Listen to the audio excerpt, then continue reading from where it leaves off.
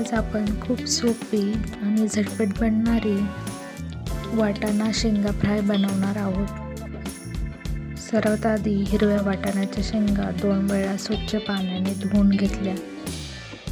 हिरवा वाटाणा हा प्रथिनांचा खूप चांगला स्रोत आहे. वाटाण्यात फायबर भरपूर असते, त्यामुळे पचनक्रिया सुधारते.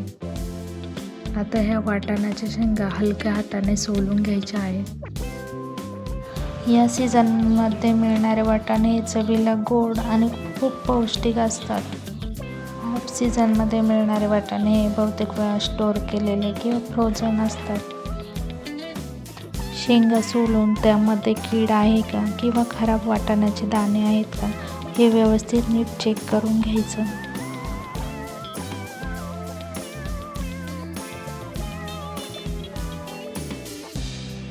आता कढईमध्ये तेल गरम करून त्यामध्ये सोललेल्या शेंगा टाकून घ्यायच्या. त्यामध्ये चवीनुसार थोडंसं मीठ, हळद आणि लाल तिखट टाकून छान परतून घ्यायचे. सर्व मसाला छान व्यवस्थित मिक्स झाल्यावर 3-4 मिनिटे झाकण ठेवून वाफवून घ्यायचे. कमी गॅसवर 3-4 मिनिटे चांगले वाफवून द्यायचे.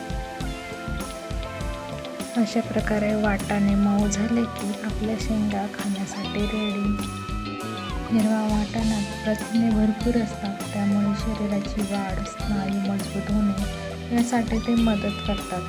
यात फायबर जास्त प्रमाणात असते, त्यामुळे पोट साफ राहते आणि बद्धकोष्ठतेची समस्या कमी होते. हिरव्या वाटाण्यात आयर्न आणि फॉलेट असते, त्यामुळे हिमोग्लोबिन वाढण्यास मदत होते. यातील अँटीऑक्सिडंट आणि फायबर कोलेस्ट्रॉल कमी करण्यास मदत करतात.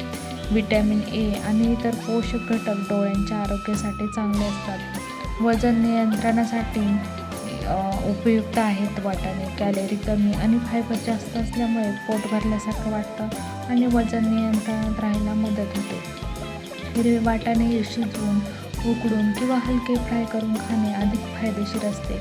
हंगामी म्हणजे सीझनल ताजे वाटाणे खाल्ले तर जास्त पौष्टिक मिळतात.